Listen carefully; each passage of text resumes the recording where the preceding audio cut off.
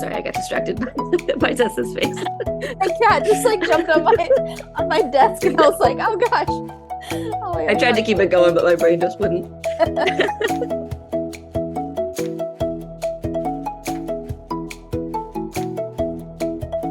Hi, friends, and welcome to another episode of the Reading Queens podcast. We are here to talk about BookTok Books. I feel like this is a conversation we should have officially had like a really long time ago, but we're here now, so it's fine. And we read some BookTok books. We're going to talk about some ones that we want to read. It's going to be a grand old time. I am Valia. I am here as usual to be your host, and I have two ladies joining me, so please say hello. Hi, I'm Stacey. Hi, I'm Tess. And we are gonna have the best time as usual. Anyway, yeah, so that is our topic for today. I'm excited to talk about it. Obviously, you guys know I love TikTok. I am not ashamed to say it. So there's that. And yeah, there you go. So, it's gonna be great. It's gonna be great. But first, Stacey, tell me about your life. Oh, okay. So I guess I have just a minor update to the last time I was on because it was only a couple of weeks ago. So we were like talking vaguely about buying a school bus and converting it into an RV. Now we're like almost certainly going to do a van that we're going to convert into a RV. So there's a couple like we talked about like the pros and cons and stuff like that. But I think one of the things like we want to be able to go like not fully off-roading, but like off-grid, like to go into cool places that you with a school bus would be tough. So it's going to be interesting, like talking layouts. We've got like a conversion company that we want to use, or we know which bus or which van we're going to buy.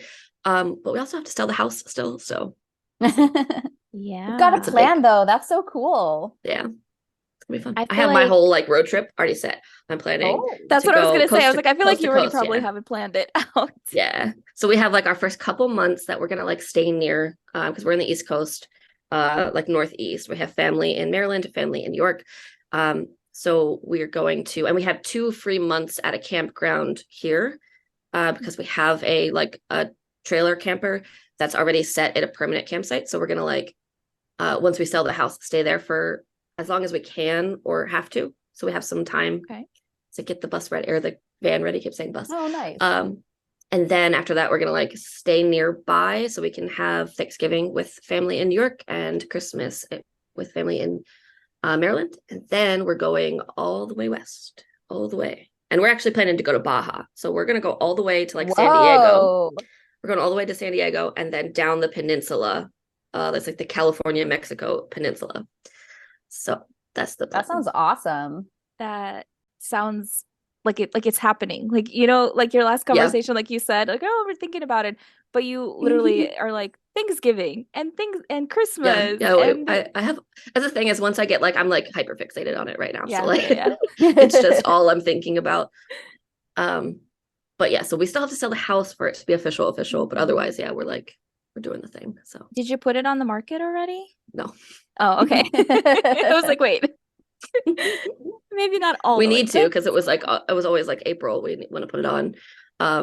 But we also want to like finish. We have a spot in the basement we have finished. It's like got like half drywalled. And then that just keeps not happening. So we'll see. I'm excited to see how that. Yeah, fun. We were just talking about vans here actually, because there is like a photographer that I really love, and she's here, and like I know her and her partner go and do like van vacations. And there's like a company here that they're called like staycations or something like that, but you rent a van for, per night, whatever, and you go and stuff. And so she's been like traveling and doing stuff with her partner and doing like photography. It's like a big thing in the UK. Allison has a van. That's what I've been talking to her about.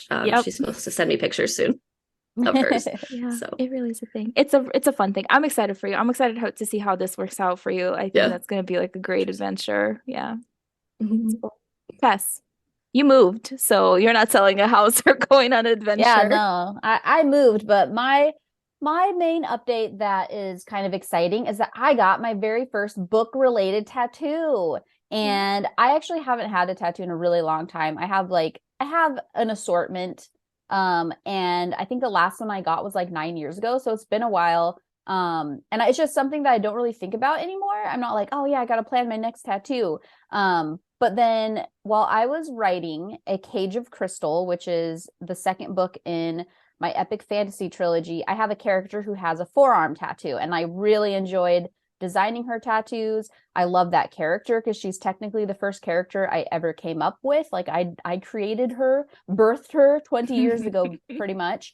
She didn't have tattoos then, but she does now. And I really love the tattoos. They're based on sacred geometry. They have like some symbolism for the 4 elements, and then what they mean in the story is like really really cool to me. So I basically got matching tattoos with my character. So I have her forearm tattoos, and they are like a variation of it, because the only version that I have are like my really fast version that I drew on the character illustration, and it's not super detailed because I'm like, I don't know how to do those really gorgeous, intricate, sacred geometry tattoos. So I showed the tattoo artist. I was like, here's what I did. It doesn't need to look just like that, because that's just messy lines to hint at what the tattoo should look like, so that people could be like, oh yeah, I know what that is, but it's definitely not detailed. And so I told her that, and she designed something for me and incorporated all the elements that I said I wanted.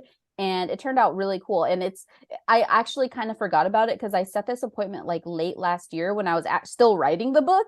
And then I like looked, I'm like, oh my gosh, my tattoo is coming up. And I was just like, it like kind of came out of nowhere. And okay, so for me, when I am planning something, I'm really, really excited, and I like cannot wait. It's like Christmas. I'm just waiting for it. I'm so excited. But then if time passes, I'll kind of lose excitement. And so I wasn't like super looking forward to it when it happened. I was like, oh yeah, I'm like not really in the mood to have a tattoo right now, because I did like this was like it was like a 3-month ago idea. But then when I saw like the design and I was there, I was so excited. So I'm also like the type of person where like even if it's something I really want to do, I like lose excitement just because it involves leaving the house. Like I have or I have a monthly massage and a monthly facial, and like I love them. But when I'm like, I have to leave the house in 3 hours, I don't even want to go. But then like by the time I'm there, I'm so happy. But so that's like what the tattoo was like. It was like, I'm like, I don't even want a tattoo. Like I don't feel like dealing with that right now. But then like I'm so happy I got it. I love it. It turned out really good. Yeah. And now I have a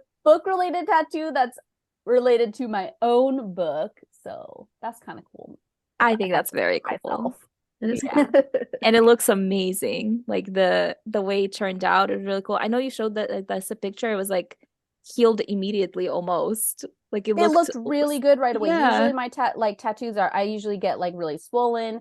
It is now in the ugly stage because it's peeling, and so I just have like so I'm lotioning it, it's peeling, so like I have just a layer of like peely skin, and it just makes the lines look weird because like my top layer of skin is like shifted over it. Yesterday was so horrendously itchy. Today it's a lot better, so it's almost to the pretty stage again. Yeah, but that's very cool. It's like not everybody can say that they can do that, you know. Even other writers, like a lot of them don't write tattoos into their books, so they can't even say that. So even if I did, I wouldn't be able to like envision it specifically enough. And then if I had an artist, like here's kind of what I want, it would never be right, or at least I'm afraid it would never be right. Yeah. So then you pay for this big thing, and then it's like not what you wanted. And so I want a forearm tattoo, and I probably will never get one because I'm too afraid it won't be perfect. Yeah. I mean, but it helps that you can draw enough like that, like because you're an artist, you're able to like get at least the gist of like what it really looks like. And I also sent her some examples of like I like this style, and so she had enough examples. I also, when it comes to tattoos, oddly, like I'm really controlling in like the art process, but for some reason when it comes to tattoos, I'm really like offhands about, like I'm like, you do what you want to do and I'm probably gonna like it. And this might be because I designed a tattoo that I have on my body, and I did it when I was like 20 or something, and it is the ugliest thing I've ever seen in my life. It's so ugly, but luckily it's in a place where I have like my pants cover it, and it's just destroyed by stretch marks from pregnancy. So it's just kind of like this ugly thing on my body. I'm like, well, at least no one sees it, and it's even more ugly now that it has stretch marks. But stretch marks are cool because it's from my child, so there we go. Oh my gosh, that's cute. Yeah, I don't have any tattoo or camping updates. I have spent the last like 6 days editing basically nonstop. I mean, I've taken breaks, and my breaks have been a K-drama. Yeah. Tess is very excited that I am watching because it's one of her favorites, Boys Over Flowers. And it's so good, you guys. I am pretty much obsessing. It's really hard. I'm like trying to give myself breaks in between because I'm doing a really fast edit and rewrite of this book to get it back to my editor. And I'm like, okay, if I do 4 hours of edits, I can do one episode because the episodes are like over an hour long, you They're know? really long. Yeah, Yeah. so I'm like, I have to, and it's not dubbed over, right? So I have to actually like focus. I can't be doing other things while I watch it. So it actually does help me to completely shut off my brain in the sense that I'm That's a good like, point. yeah, like I can't be doing other things. It's literally, I worked for 4 hours. Now for an hour, I'm just like watching this and like reading it and in this like emotional turmoil is where we're at right now. So it's actually like worked out really well. And I wonder if I just will pick like a K-drama for each book and just do that with it. That'll be like my break where I just stare mindlessly at the computer or the screen or whatever to give myself a break. I don't know. I'm finding it very helpful and I'm getting That's good. it's really fast. So I'm very excited about that. So, That's my life right now. hey, I fully dramas and approve. editing. Woo! The Yay! life of a writer. Yeah, I Hashtag love writer it. life. Basically. Anyway, let's talk about books then, because that is what Yeah. we're here for. But I love book talk. I mean, obviously we know Mhm. this, and I love getting obsessed over a book from a quote. Mhm. It's always really great for me to just see somebody promote their book in such a way that I see just like 5 to 10 second video and I'm like, yes, Mhm. please. I It's have actually read so much easier for me to get hooked on a book by that way than like reading the yeah. blurb or something. Yeah. Yeah, that's true. I have read a lot of my small town romances and hockey romances from the last 2 months have been BookTok books. So this has Mhm. been great. I've been really stacking up on my romance. But yeah, we're just gonna go and talk about the books that we read for this one. Stacey's gonna start us off, so go for it. Okay. I read The House of Lies and Sorrow by Emily Blackwood. And I'm not sure that this is a book that like is a big book talk book, as in like everybody across the board's reading it, but it went super viral and had like it took off. Like at the beginning, before she started posting about it, she was a teeny tiny little indie author, and she started posting about this book, and she grew to be a like one of the top indie authors at the time. Um, and so it was fun to watch her journey because I was following her before she started like really promoting that book. Mhm. And I remember when I saw her book like like doing fairly well, and I looked on Amazon and she was in the top 100, and I was like, oh, she must be a bigger author than I thought. And then she started posting about how much of a difference that this made, and she was like really transparent about how she went from being teeny tiny to like really big in like Mhm. a couple weeks because of this. And so that actually like really inspired me, like gave me hope that like, hey, maybe I can do this, and it pushed me to post more videos and stuff. So that was part of the reason why I wanted to read this one. So it is a forced marriage book, so it's like forced marriage to the Fae, which is a great trope, um, and actually even like the first lines are really fun because it's like, do you think he's going to kill you like right away, because she's being forced to marry this Fae who is known for killing his wives. And yeah, it has some like ACOTAR vibes in there where she like goes hunting and yada yada, and he comes and saves her, and it's got all of those like juicy moments that from Mhm. other books. But then she is known for like the moments that she put in her videos that have gone like really viral are the parts where he gets really really defensive of her. So like he's very the Fae is like very broody and like off on his own, and like, I don't like anybody. Sorry, I got distracted by Tessa's face. My cat just like jumped on my desk, and I was like, oh gosh. Oh my I tried to keep it going, but my brain just wouldn't. So he's very like broody. He's like very broody and doesn't like anybody. But then when anybody like threatens her in the slightest, he gets really, really like aggressively protective, which I love. Like the protectiveness is one of my favorite things. Yeah. So yeah, it's really fun. And I only read book one, and I know it's it's going to be 5 or 6 books. So I'm like curious where she's going with all of Oh, this. wow. That's because, pretty long. Yeah. Yeah. Well, I mean, for Especially me, I'm 'cause, like, if it's bigger than a trilogy, I'm like, oh, that's a commitment. Right. I didn't know when I first realized when I read it. So now I guess I'm committed for 6 books. But the last one's not out yet, so I might wait a little bit and Wait, has she published more see, than the because first 2?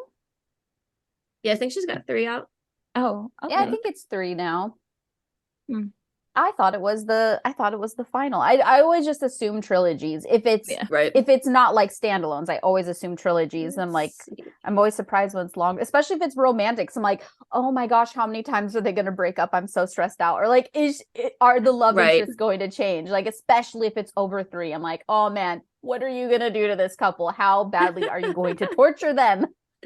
Right. Yeah, she's got 3 out. And Okay. the 4th, I don't know when it's out, but I can look at How exciting! Now Yeah. you've got a that whole one's out. long series that soon. you're going to be. May 31st. So Oh wow, okay. that's The pretty. 4th She's one comes out releasing May these 30th. pretty fast. Yeah. No, I do remember her talking about how she wanted to slow down her writing and her release schedule a little bit because she was getting really stressed over that second book coming out because people were like demanding it Oh my because of gosh, the I can success. imagine. Yeah, Yeah. so I mean, I guess Well, she has another series that she's writing in between too. Oh yeah, She's that's it's true. called I know. I Demons noticed and that. Darlings. Yeah. And I Oh. don't know if it's out yet, but she's definitely putting at least one out before she finishes this series. You know, sometimes writers So- need that. You need to like switch back and Yeah. forth between worlds so that you don't feel too like, I don't know, too stuck. Because sometimes even if you like a Yeah. series, sometimes you just get that itch to write something else. I'm talking to myself here because I've been Yeah, Tess feeling and her that lately. ideas. Break it up. I got a brand new story idea and I want to write it so bad, but I have to finish the book I'm writing and another book before I can write it. But I'm like, okay, now I know what it feels like to be like, oh, I really want to not write this series right now. I want to write something else. I do it all the time, but I have to like set them aside for a while. They have to brew for me. They have to like marinate before I'm able to actually write them. I can be so excited about it, but it still has to sit for like 3 months before I'm actually able to type. I feel like I, that's could helpful. write this new idea in like a month. Like I feel like I could just do it because it's that like inspired. Like it's that like wanting to be in my brain. Like I could write this so fast. Like, no, we have a book deadline. We're gonna write this book. Everyone loves it. It's tough. Everyone Author loves it. Oh my gosh, the writer problems. Seriously, it's so Yeah. tough, you guys. It's so tough out here. Yeah, it's like you have to balance your muse with the business brain. Yep, Which one you wins? do. You're doing great, honey. You're doing great. It's fine. You'll get there. Anyway, Tess, let's talk about your book. Okay, I will talk about Guild and the Plated Prisoner series as a whole by Raven Kennedy. This book, such a BookTok book. Like there was a while where you could not go on BookTok without seeing a billion posts about it. And I heard about this book long before I started reading it. And I will say I've only read the first 3. I haven't actually read Glow yet. I've only read Guild, Glint, and Gleam. But I haven't read Glow, and then Gold comes out, I think, later this year. But I was so fascinated by 2 things. One, the fact that this was so wildly popular and everyone was reading it, but also because I kept seeing posts about, and this was more of people who were like trying to ask, like, should I keep going? Who said that the first book was just like, they didn't like it. And that the first scene in particular was so off-putting that they couldn't get it past like the first couple pages. And I'm like, okay, what's going on? And I would read. I read about, book 1 and like, never read more. well, and that's the thing is that like I was like, okay, like people would say these are the things I didn't like about book 1, but then the comments people were like, no, you have to keep going. That book 1 is like, it's basically set up for this like really good character journey, and those parts that are like, especially that first page, like you don't expect the entire book to be like that, because I will just say it is pretty intense. It basically starts in an orgy that the main character is being forced to watch, and you get an immediate glimpse into her mindset. And it's basically about a character. First of all, this is a King Midas retelling. So, you know, we know the story of King Midas. He turns everything he touches into gold, but we are getting a story from the perspective of a woman who's madly in love with him, but he like, you know, pretty quickly that he's manipulated her. Like, you can tell that their relationship isn't that healthy and that he's got all these girls. So she's like his concubine. And he has a wife, and she is like supposed to be his prized one. Like, he's the one that she loves the most. And he's like, well, I have to like do all this stuff. I have to have like, you know, my queen, and I have to blah, blah, blah. And you can tell that he's like not really a great guy. And so that's the thing that I kept seeing, is they're like, is this like, because if you see it on BookTok, it's stated as a romance, like a really good fantasy romance. That first book is not a romance. The first book isn't even about the love interest. And if no one spoils that for you, you don't know that going into it. And so you're like, oh, okay, I'm ready for a fantasy romance. There's a love interest. There's the main character. Nope, that is incorrect. Like,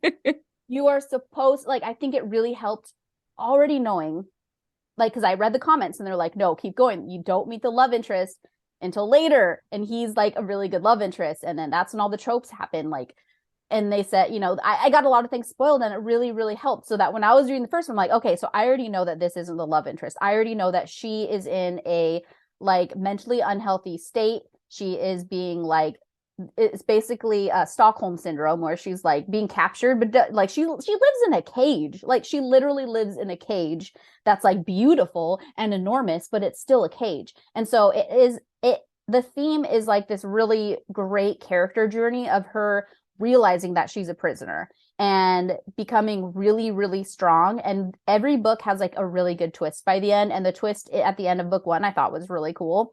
And then I just can't spoil too much about it. But that is the encouragement that I will give, is that, yeah, if you read the first page and you're like, oh my gosh, is this whole book going to be like this? It's really not. It's actually not like super dark, and like, it's like not dark romance. It's not super graphic.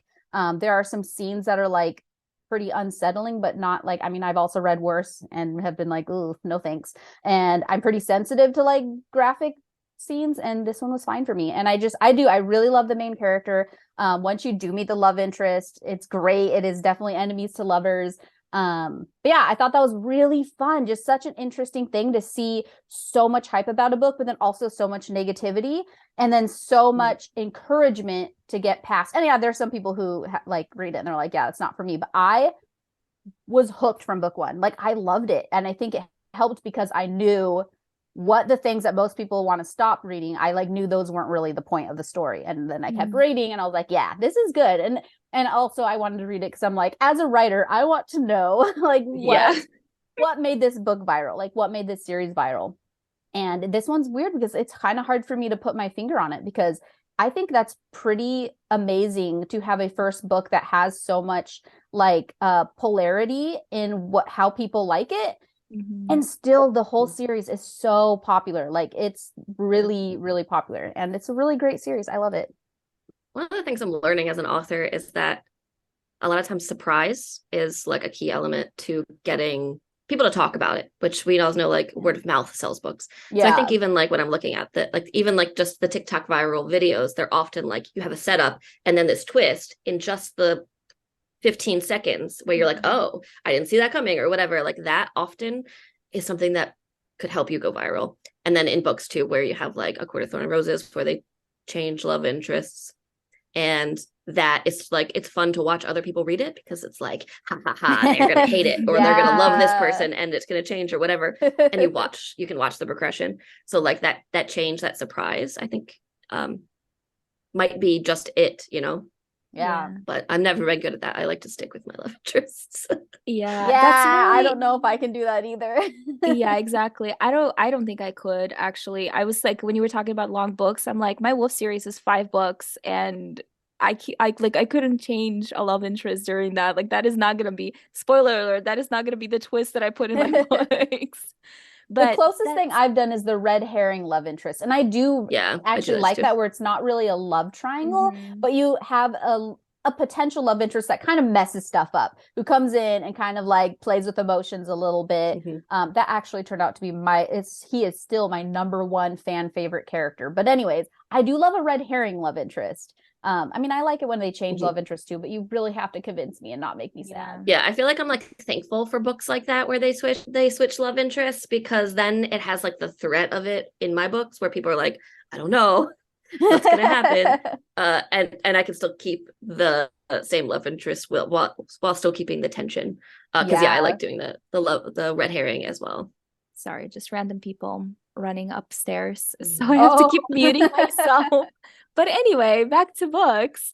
No, that's really interesting. So you don't meet the love interest in book one at all, like the actual love interest? I think you meet him They at the talk about him. end. Yeah, or Okay. at the very Okay. least, like I don't know if he even makes a physical appearance. And the first one's like pretty short. Like they get really long at the end. But yeah, you like know about this character. You know about this character as like a villain. Like, oh, this is bad from her point of view. Mhm. So yeah, they don't actually spend time together until the second book, and then you get like the enemies to lovers like tension, which is really fun. And then yeah, that's like it's pretty slow burn. Like it doesn't get like they don't really get together until book 3, and then there's complications, of course. And yeah, I'm curious what happens in Glow because I haven't read it yet, and I'm trying not to look at any spoilers because Now you're I love the invested, so you series. want to know. Yeah. Yeah. That's cool. That's very interesting. It's definitely one of those things that from a writer's perspective, I'm like, how do you do that? Like how Yeah. could you just first book it's like not a waste in a sense, but if it's a romance, Mhm. like it is. You just Yeah, like it's wasted all this time. it's not really what you expect. Like it's definitely not Yeah. like and I would probably more accurately say it's a romantic fantasy than a fantasy romance. Mhm. Fantasy romance has different expectations, but from readers don't often know the distinction as well as writers do, because as writers we have to know how to market our books. So Right. I do think readers more often call this a fantasy romance, but it's more of a romantic fantasy that revolves around like a character progression, which is really cool. I really like the main character, and she's a sunshine character, which is really, I think that was like what I didn't expect, because people kept saying how like it's really dark, and it's like Mhm. like there's like the first scene is like the orgy scene, so it's just like I don't know, having a sunshine character in that, and she's a prisoner. I thought that was really interesting, and she's not like she's not dumb sunshine. She's not like, oh my Yeah. gosh, blah blah blah. She's just like she says, what is it, like she's like bright side, like she's always saying like the bright side to this is, and I just love her. She's a great character. That's fun. Maybe one day I'll move it up on my book talk list. Just read the first scene really fast because you won't like the first scene. I already know you won't. Yeah, just skip over it. It's fine. You told me the majority, right? I wasn't a It's big fan fine. of most of it.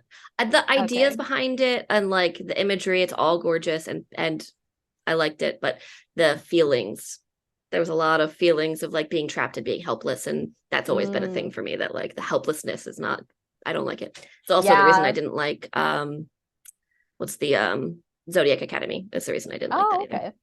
I like that also. That's Tess like the over series. here. Yeah, it was another It's one of the obviously series popular. where It just, like yeah. it didn't sound like something that would be my jam, because I don't really read that much like Academy. I don't like bully romance, but I read the first book and it just hit the feels that I wanted. It was like there's like, I think I've said this on here before, but there's like it's like trashy television. It's like reality TV. Sometimes you just want that. Like Yeah. it doesn't mean that the book is trashy, but it's like I want something trashy right now, for lack of a better term. And that is like what that. And I only read the first one, but that is what that gave me, and it was just like what I wanted at the moment. Yeah. And I'll Sometimes keep that's what reading a book the series. is. Yeah. Yeah. And that's a long series. I've And those heard books that are made me so really long. discouraged. I was like, Yeah. because I got the bookish box one, so now I have to get like the second pressing of the whatever the like rest of the series. I'm like, Mhm. I didn't realize there were so many. Yeah. But There's now a I'm in lot. it. You Now I'm in are. it. But I mean, y'all know how slow I read my TBR, so we'll see whenever I get to the next book. It'll just be, yeah, exactly. Anyway, so the book that I read was Daughter of No Worlds by Ooh. Clarissa. What is her name? Tess left. Never mind. It's fine. It's It's Carissa Broadbent. this. Thank you. I can never say her last name correctly for some reason.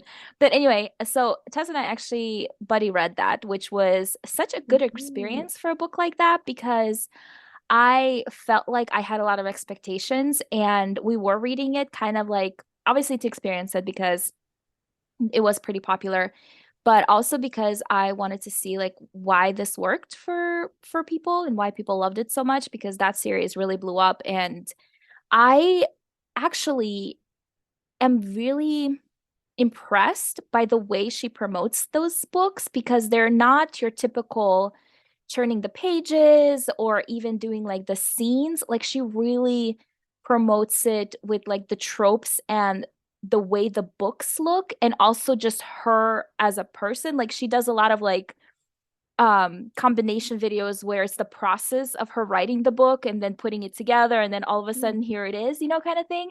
I don't And think so I follow those, her. you should. She's great. But yeah, it's a very different way, I think, that she promotes her books, which is very fascinating to me. And I don't remember seeing, I don't think I saw any videos that had scenes.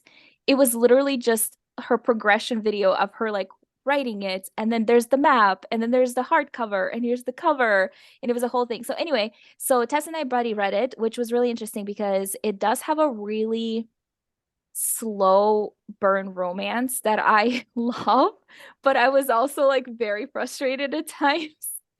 And it was really fun to like read it in the way that you can discuss it with somebody. I'm a big fan of buddy reading now. And so like it was really fun. But anyway, it follows a girl who is a slave, and she basically, her whole mission is to save her best friend that she leaves behind when she does leave, like when she does escape her slavery. And so then she goes to, I think it's the orders, so like the people who have like magical powers. Are they magical powers?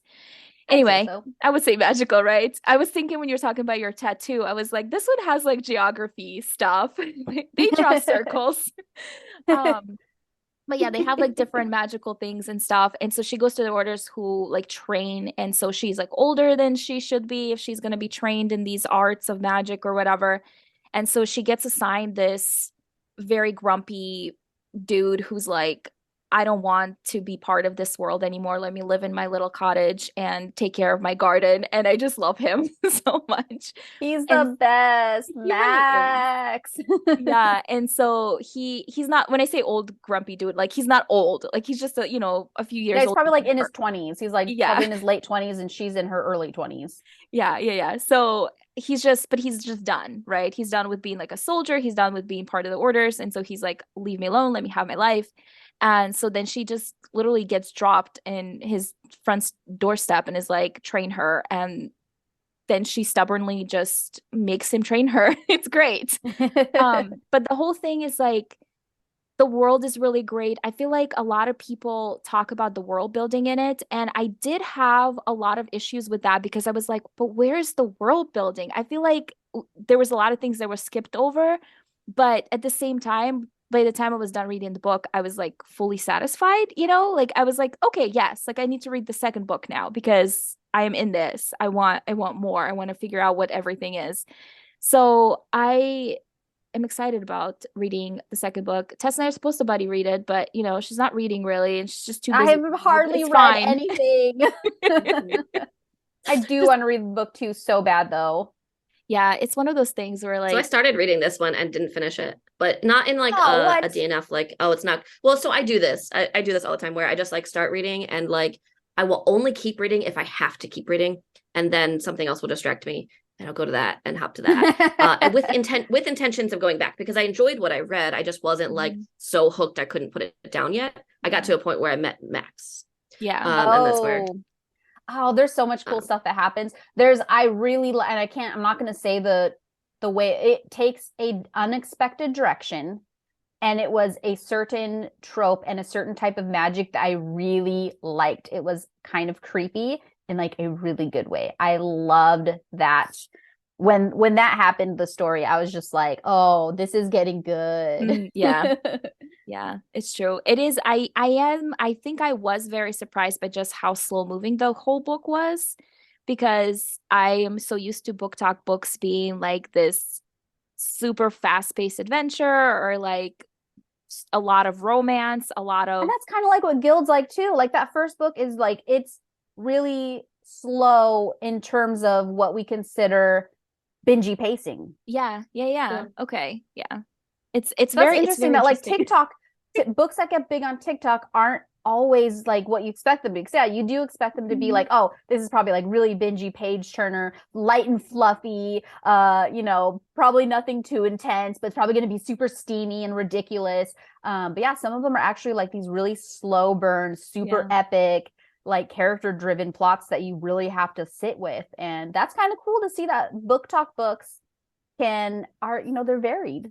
Yeah, exactly. Yeah, that's the thing about BookTok. I feel like people don't realize, all of TikTok really, people don't always realize. They think that it's like, oh, romance, all this or whatever, or all young adult or whatever their perception is. But really, there's like these pockets all over the place of all these different niches. And it's like there's little communities that kind of make up a whole, but you can have like, it's just varied. It's so interesting to me. Yeah, So I think there's some that are like high fantasy, like super high fantasy. I have BookTok books I'd love to read. What's the one? The real thick one with a yellow cover and a little dragon on it. I can't think of the title. Oh, the that Priory of the Orange Tree. That one. Yeah. Yeah. I have that. I would like to read Babel, which is not high fantasy, but like is a dark academia. That one's on my TBR for a million years. Yep. Same. And same. those are BookTok book. Those are BookTok books, but they are not romance or like not. Yeah. So I guess that's true. Yeah, it's fascinating. Just there's so much variety, and it's just so great to have like this space where people can share books that they love. And sometimes those books just get really blown out of the water, and then just like they're everywhere, and all of a sudden this author really has like a platform. And I don't know, it's just really fun. It's really fun to see. Obviously we would like to see that for our books as well, because like I mean, obviously, but it's just, it's a great time, and I love BookTok, and that is all I'm going to say about that. Really fast. We're almost out of time here because, this is a great topic and we love to talk. But what BookTok book would you like to read next, Stacey? Okay, I've got two, and they're from the same publisher. Fourth Wing by Rebecca Yarros. This book is not yet really a BookTok book, but I think that it might be. I've seen it mentioned a time or two. Her last book went super viral, and I think it was contemporary, and this one is fantasy. I've read this author before. I've met this author. She's super sweet, and I love that she writes really, really like deep emotions. It's one of the things I love about books in general. So I'm excited to see how she does this in a fantasy. And then the other one is Assistant to the Villain, which is a TikToker that I've been following for a while, and she does this series where she like, this is what it would be like if I was the sunshiny assistant to the grumpy villain. Yeah.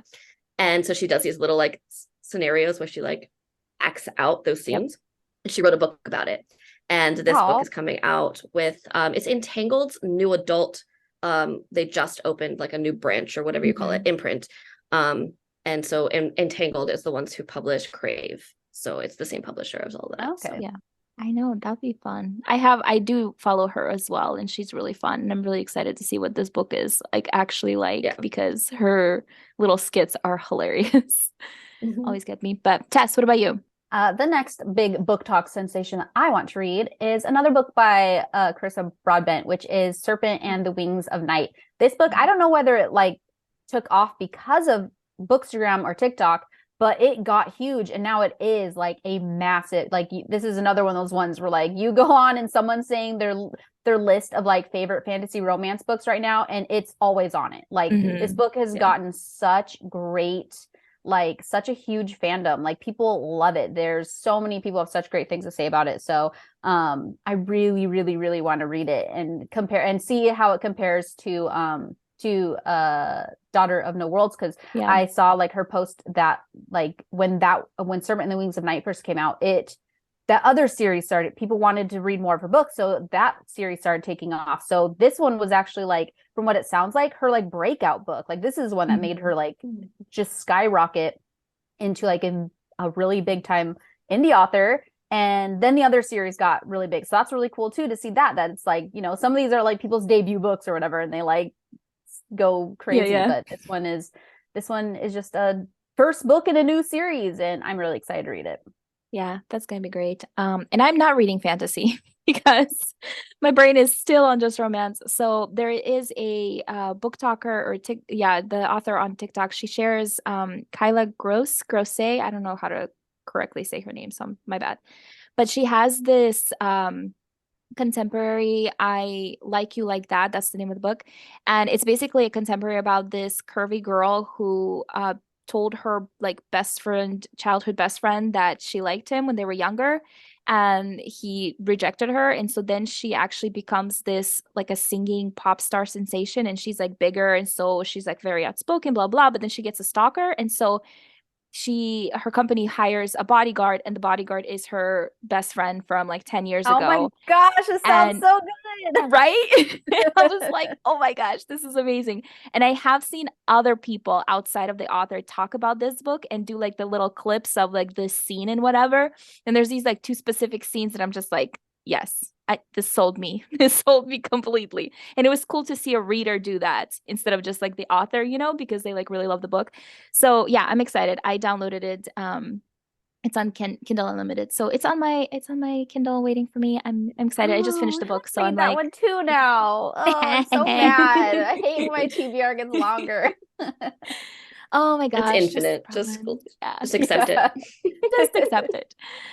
Yeah, but that'll be all for us. We would love to hear what BookTok books you read or you want to read. If you have any on your list, share it with us. We want to know. Go ahead and do that on our Instagram at Reading Queens Pod, or Facebook, same handle. Follow us on there as well. We share fun things from our lives and from the books that we're reading and stuff that we're doing. So definitely come hang out with us and talk to us. We'd love to have feedback, basically, and have these conversations with you. So yeah, and then also before you go, please leave us a star rating or a review on your favorite podcast platform, and then tell everybody to come hang out with us on Wednesdays, because we have new podcasts coming out on Wednesdays, and next week is going to be another fun topic. So yeah, that's all folks. Okay, bye. Bye.